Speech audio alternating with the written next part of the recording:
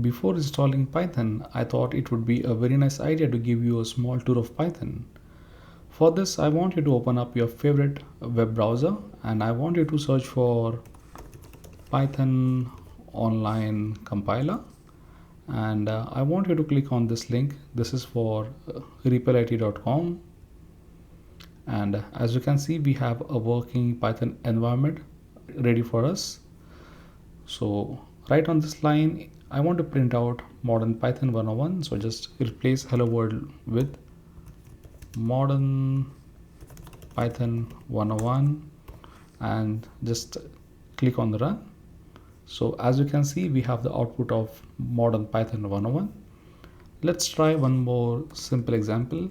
And this time I want to print out my name, and my name is Octallium. On this line, instead of printing modern Python, I want to print out my name. That's it.